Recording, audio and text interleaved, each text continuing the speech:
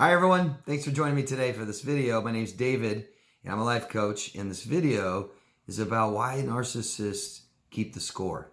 What is that? Before I get started, I'd appreciate it if you haven't already to subscribe to my channel. It'd be very supportive of you. Thank you very much. You can also vote up or down below, comment down below, ask questions, share this video if you can. I'd really appreciate you for that. Thank you very much. So why do narcissists keep the score? Well, what is it? For those of you who've never heard the term, this is an old term, and I've made videos about this before, but I thought I'd retouch on it again because you guys ask me. Why do they do this? What is it? Things like this. So keeping the score, right? We have a scorekeeper that sits there and tallies every goal, every foul, every hit, run, whatever it is. But in a relationship, what is that? Well, it's a very, very self-centered relationship where the person that is self-centered is keeping the score. Meaning they remember everything that you did wrong, and they remind you of everything they ever did for you, things like that, right? Here's some things you might hear somebody say that keeps the score in a relationship. Hopefully you don't, but most likely you already have. But what are you going to do for me? You don't do anything for me. Remember the time that you... Or what about remember when you hit me? And this is going, because it doesn't have to be true. They rewrite the narrative, don't they? So, and they'll project. So they might slap you, hit you, push you, touch you. And then, let's say you put your hands up to protect yourself, or you push them away from you, stuff like that. You grab their arms. Remember the time you beat me? They really keep that score. And you could talk about it and you could say, no, remember, I didn't hit you, you hit me. And if they were to even admit the truth that they did it and you thought it was all okay, 6 months later, 2 years later, remember when you hit me? Remember when you beat me? Remember when you lied to me? And you're like, no, I don't lie to you. When was this? They'd be like, oh, remember, you don't remember?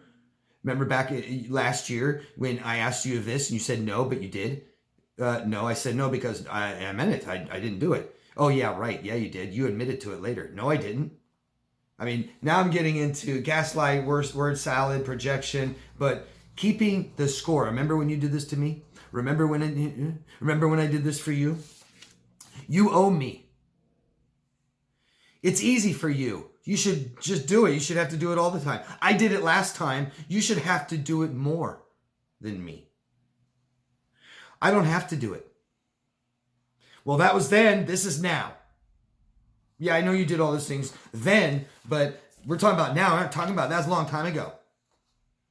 And they'll be the first ones to say, oh God, why do you have to bring it up again? Why do you have to rehash things? It's like rehash things. We never worked it out, and that was an hour ago. Self-centered relationship. And the reasons: entitlement, ego, and hubris. So entitlement, it's me. You should have to do it for me just because it's me. And I shouldn't have to do it for you because it's me. Ego, superiority. I'm superior than you. And I will have this self-importance validated. I need you to validate. Narcissists need you to validate things. So it's very confusing, very difficult, very frustrating, very impossible for them to equally do things that you do. To both of you equally try hard in a relationship. They don't need to try. It's them. You should try for them. They're superior. They're better. They deserve it. And hubris, or pride. I'm too good.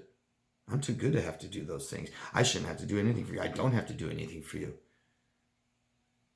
Doing things for you is like having a job cleaning outhouses. It's like working at McDonald's. I don't want to tell anyone. I don't want to see me do that for you. I shouldn't have to do that. I'm better than that. So really what this all comes down to, and all of you who have been in these relationships, who've heard these things from people, it's equality. Equality. And it's not about what people do. It's about how it makes you feel. And equality can be emotional. It should feel equal because it doesn't matter what the terms are that both of you agreed on in a relationship. It doesn't matter. It doesn't matter. Terms can be whatever they want to be as long as both of you agreed on that. Be careful being agreeable. Not such an ability. Whatever the two of you agreed on, we follow through and do this. And it feels equal. Most of you know what unequal feels like. Do you know what equal feels like? You've ever had an equal relationship? I hope so. If not, I hope you do. So, we do things in relationships, and people do things in relationships because they need to be done.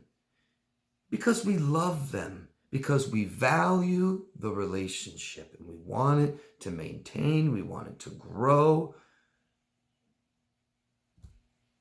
So if they're not doing it, maybe they don't. Maybe they don't. Maybe they don't love you. Maybe they don't value the relationship. Maybe they don't care what happens or where it grows. A very, very self-centered relationship. You guys watching this video, you've either been the self-centered person, which I doubt you wouldn't care to watch this. You're the person who is less than. I'm sorry. And you remember how it feels. That's important. That's how we navigate relationships emotionally. Doesn't matter what they do. Doesn't matter what you do. Doesn't matter what anybody thinks you should do. Doesn't matter.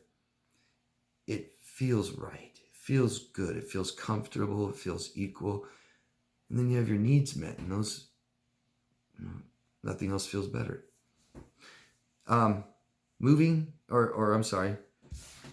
Keeping the score. Keeping the score. I did this for you. I shouldn't have to do it again. I did. You should always have to do it. Well, God, remember this one time when you did this to me? What's the point? I mean, I think there's healthy arguing, not healthy fighting. There's healthy arguing, and that feeling when you just have to argue with somebody so much and so hard to get them to understand your side, your point of view, how you feel, what you want, what you need, what you value, and your opinion, and they just can't understand because they just don't care. And they may not have the capability. They don't have empathy. They don't have the capability. Not so much a choice. They just don't care. And we aren't going to be in those relationships anymore. We're going to be in relationships that are equal, that feel good, because we are worthy of that. Okay? Let me know your guys' examples of keeping the score. I know that you guys have lots of them, so please, I would really love to hear them. The comments are great. So you guys, also, all of you go down and read the comments. You'll hear more examples of keeping the score, the scorekeeper narcissist. Maybe that's what I'll call the video. Thanks, guys, very much. Ask questions down below. Share this video again. And please consider subscribing to the channel if you haven't. I thank you very much. Love yourself first, guys. Bye-bye.